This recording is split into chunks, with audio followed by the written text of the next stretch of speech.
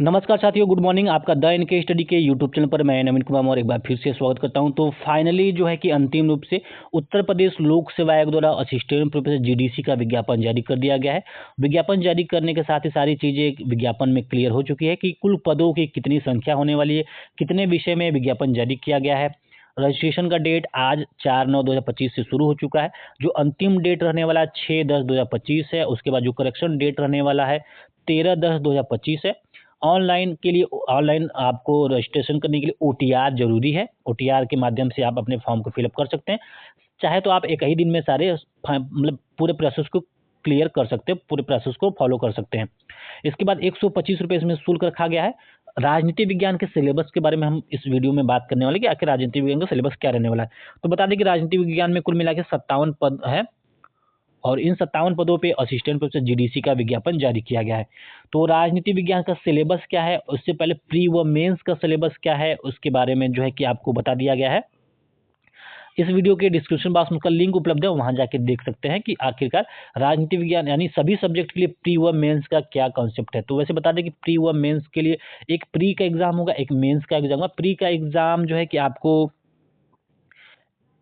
120 प्रश्न पूछे जाएंगे और इस 120 प्रश्न में जो है कि 90 प्रश्न जो है कि आपके सब्जेक्ट से रहेंगे और 30 प्रश्न का बंटवारा जो है कि जीएस से रहेगा।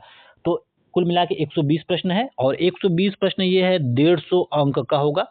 समयावधि जो है कि 2 घंटे का रहने वाला है। अब मेंस की बात कर ले तो मेंस में जो है कि आपका 2 खंड होंगे। खंड अ से 10 प्रश्न पूछे जाएंगे, खंड ब से 10 प्रश्न पूछे जाएंगे।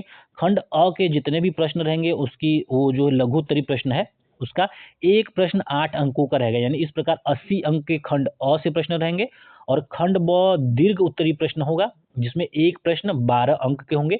इस प्रकार 10 प्रश्न की संख्या के आधार पे 120 अंक निर्धारित हो जाता है। तो कुल मिला के 200 अंकों का रहने वाला है। और फिर इंटरव्यू जो होगा, इंटरव्यू 25 नंबर का रहेगा। तो फिलहाल हम सिलेबस के बारे में डिस्कस कर लेते हैं कि सिलेबस क्या होने वाला। तो ये राजनीति विज्ञान है, इसका जो सिलेबस है, जो पहला टॉपिक है राजनीतिक सिद्धांत। इसमें जो विभिन्न प्रकार के कॉन्सेप्ट है उसमें उस कॉन्सेप्ट में क्या क्या आने वाला है। तो स्वतंत्रता, समानता, न्याय, अधिकार, लोकतंत्र, शक्ति, सत्ता एवं प्रभाव, नागरिकता, ये राजनीतिक सिद्धांत के अंतर्गत पूछे जाने वाले जो टॉपिक है ये है।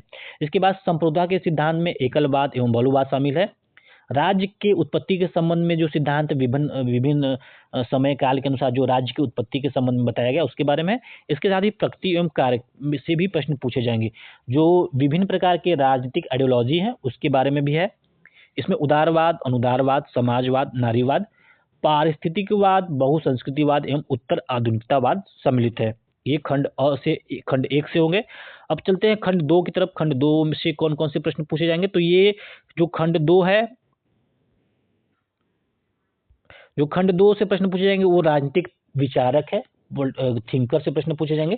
इस थिंकर में जो है कि पाश्चात्य जो थिंकर है जिसमें प्लेटो, अरस्तु, Machiavelli, Hobbes, Locke, Rousseau, Bentham, J S. Mill, Hegel, T H. Green, Karl Marx, Gramsci, John Rawls, Robert Nozick शामिल है। जो भारतीय थिंकर है उसमें मनु, कौटिल्य, तिलक, ज्योतिबा फूले, विवेकानंद, गांधी, जवाहरलाल नेहरू, जयप्रकाश नारायण, दीनदयाल उपाध्याय, विनय दामोदर सावरकर एवं एम.एन. राय शामिल है। तो ये आपका राजनीतिक विचारक हो गए। अब जो है कि तुलनात्मक राजनीति की बात की जाए तो तुलनात्मक राजनीति से कौन कौन से टॉपिक इसमें शामिल है उसको भी देख लेते हैं। तो तुलनात्मक राजनीति उपागम में परंपरागत है, व्यवहारवादी एवं उत्तर व्यवहारवादी शामिल है। इसके बाद राजनीतिक अर्थव्यवस्था, राजनीतिक व्यवस्था की अवधारणाएं, राजनीतिक व्यवस्था का वर्गीकरण ब्रिटिश एवं अमेरिकी मॉडल के तहत। उसके बाद तानाशाही, सर्वाधिकारवाद, आधुनिकीकरण एवं राजनीतिक संस्कृति शामिल है।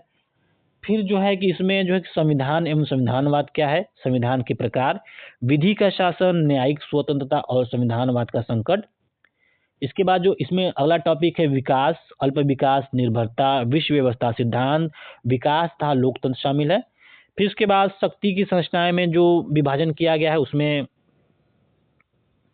है शासक वर्ग, शक्ति संपन्न अभिजन वर्ग, लोकतांत्रिक अभिजनवाद। फिर है निर्वाचन पद्धतियां, राजनीतिक दल, दलीय प्रणाली, दबाव समूह, सामाजिक आंदोलन, नव सामाजिक आंदोलन, गैर सरकारी संगठन, एनजीओ जिसे कहते हैं, और नागरिक समाज एवं क्रांति इसमें शामिल है। फिर खंड 4 की ओर चलते हैं। खंड 4 में कौन कौन से टॉपिक दिए हैं, तो खंड 4 जो है कि संविधान से संबंधित है एवं राजनीतिक प्रक्रिया से संबंधित है, ये खंड 4 है। तो इसमें जो है कि राष्ट्रीय आंदोलन, संवैधानिक विकास एवं भारतीय संविधान का निर्माण शामिल है। फिर भारतीय संविधान में जो इसका प्रियम्बल है, प्रस्तावना है, इसकी भारतीय संविधान की कौन कौन सी विशेषताएं होती है, इसका जो है कि आधारभूत संरचना क्या है, मौलिक कर्तव्य, मौलिक अधिकार एवं मौलिक कर्तव्य शामिल है, साथ ही साथ राज्य की नीति निर्देशक तत्व भी इसमें शामिल हैं। फिर संविधान सामाजिक आर्थिक परिवर्तन के साधन के रूप में संशोधन एवं समीक्षा भी शामिल है। फिर जो अगला टॉपिक है संघीय कार्यपालिका एवं विधायिका है, राज्य कार्यपालिका एवं विधायिका के बारे में प्रश्न पूछा जाएगा। इसके बाद न्यायपालिका से जो संबंधित रहेगा उच्चतम न्यायालय है, सुप्रीम कोर्ट है, हाई कोर्ट है एवं अधीनस्थ न्यायालय है। इसके बाद न्यायिक पुनराविलोकन है, न्यायिक सक्रियता एवं न्यायिक सुधार से भी प्रश्न पूछे जाएंगे। फिर जो है जो प्रश्न जो इस टॉपिक में शामिल है, इस खंड में जो शामिल है, भारत में निर्वाचन एवं निर्वाचन सुधार क्या है। इसके बाद राजनीतिक दल में राष्ट्रीय एवं क्षेत्रीय दल, दल बदल क्या है होता है, इस टॉपिक को सम्मिलित किया गया है। फिर संवैधानिक एवं सांविधिक निकाय में निर्वाचन आयोग, वित्त आयोग, नियंत्रक एवं महालेखा परीक्षक, राष्ट्रीय अनुसूचित जाति, अनुसूचित जनजाति, अन्य पिछड़ा वर्ग आयोग, राष्ट्रीय मानवाधिकार आयोग, राष्ट्रीय महिला आयोग, नीति आयोग, अंतर राज्य परिषद, राष्ट्रीय विकास परिषद शामिल है। फिर कुछ मुद्दे हैं जैसे कि क्षेत्रवाद, जातिवाद, भाषावाद, अल्पसंख्यक पहचान की राजनीति क्या होती है, नक्सलवाद, कृषक आंदोलन जो हुए हैं, विभिन्न आरक्षण एवं गठबंधन राजनीति भी शामिल है। फिर खंड 5 जो है, खंड 5 में जो टॉपिक इसमें समाहित किया गया है, ये अंतर्राष्ट्रीय राजनीति और संबंधों का अध्ययन है। इस अंतर्राष्ट्रीय राजनीति और संबंधों के अध्ययन में जो टॉपिक शामिल है उसमें अंतर्राष्ट्रीय संबंधों के विभिन्न उपागम के बारे में प्रश्न पूछा जाएगा, जिसमें आदर्शवादी उपागम, यथार्थवादी उपागम, नव उदारवाद क्या है, नव यथार्थवाद, सामाजिक रचनावाद, आलोचनात्मक अंतर्राष्ट्रीय सिद्धांत, नारीवाद, उत्तर आधुनिकतावाद शामिल है। जो इसके कॉन्सेप्ट है, जो अवधारणाएं हैं, उसमें शक्ति क्या है, राष्ट्रीय हित, राष्ट्रीय शक्ति, राष्ट्रीय सुरक्षा, परंपरागत और गैर परंपरागत के रूप में क्या होता है। फिर संघर्ष तथा शांति में जो टॉपिक है, इसमें युद्ध की बदलती प्रकृति, नाटो की भूमिका, सामूहिक विनाश के हथियार, निवारण क्या है, संघर्ष विनियोजन, संघर्ष पातांतरण, संयुक्त राष्ट्र संघ है, लक्ष्य, संयुक्त राष्ट्र संघ से प्रश्न पूछे जाएंगे, उसमें लक्ष्य, उसके उद्देश्य क्या है, उसकी संरचना क्या है, संयुक्त राष्ट्र की कार्यप्रणाली कैसी है, उसका मूल्यांकन करना है, और शांति और विकास का दृष्टिकोण क्या है, और एवं मानवीय हस्तक्षेप कैसा है। फिर अंतर्राष्ट्रीय संबंधों की राजनीतिक अर्थव्यवस्था, वैश्वीकरण, वैश्विक अभिशासन, ब्रिटेन वुड प्रणाली क्या है, उत्तर दक्षिण संवाद, दक्षिण दक्षिण संवाद, विश्व व्यापार संगठन, G20, ब्रिक्स, क्वाड, संघाई सहयोग संगठन, आसियान एवं यूरोपियन संघ से प्रश्न पूछे जाएंगे। इसके बाद भारतीय विदेश नीति का टॉपिक है, जिसमें सिद्धांत, भारतीय विदेश नीति के सिद्धांत कौन कौन से हैं, उसका विकास, नवीनतम दृष्टिकोण, पड़ोसी देशों से संबंध, अंतर्राष्ट्रीय संबंधों में उभरती भूमिका किस प्रकार से समाहित है।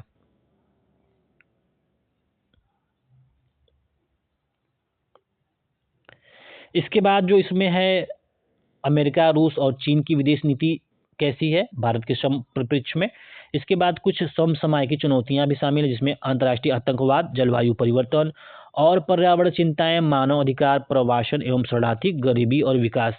अब खंड 6 की बात करते हैं। खंड 6 में जो है कि लोक प्रशासन नामक टॉपिक है, और इस लोक प्रशासन में जो जो बातें, जो जो टॉपिक समाहित है, उसमें लोक प्रशासन का अर्थ एवं विकास, लोक तथा निजी प्रशासन उपागम क्या होता है, व्यवस्था सिद्धांत, निर्णय निर्माण, पारिस्थितिकी उपागम पढ़ना है।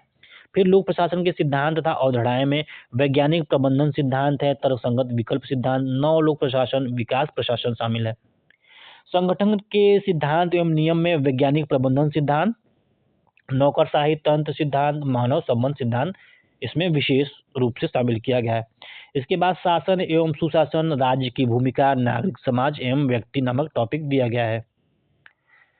फिर जिस टॉपिक को शामिल किया गया, इसमें उत्तरदायित्व तथा नियंत्रण क्या है, नियंत्रण और संतुलन के लिए संस्थानिक तंत्र, कार्यपालिका पर विधायिका का नियंत्रण, प्रशासनिक तथा बजटीय नियंत्रण, संसदीय समितियों के माध्यम से नियंत्रण, विधायिका एवं कार्यपालिका पर न्यायिक नियंत्रण, प्रशासनिक संस्कृति, भ्रष्टाचार, प्रशासनिक सुधार क्या है, सुशासन के संस्थानिक तंत्र, सूचना का अधिकार, उपभोक्ता संरक्षण अधिनियम, सिटीजन्स चार्टर, शिकायत निवारण प्रणाली, ओम्बुड्समैन और लोकपाल लोकायुक्त नामक टॉपिक शामिल किए गए।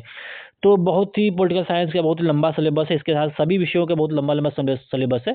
आप इसको महज कुछ दिनों में या 1-2 महीने में समाप्त नहीं कर सकते, इसको करने के लिए काफ़ी वक्त देना पड़ेगा और उस वक्त के अनुसार ही इसका एग्ज़ाम हो सकता है कि संपन्न हो, क्योंकि जाहिर-सी बात है जैसे जैसे विज्ञापन आया है वैसे-वैसे इसका एग्ज़ाम भी तय हो।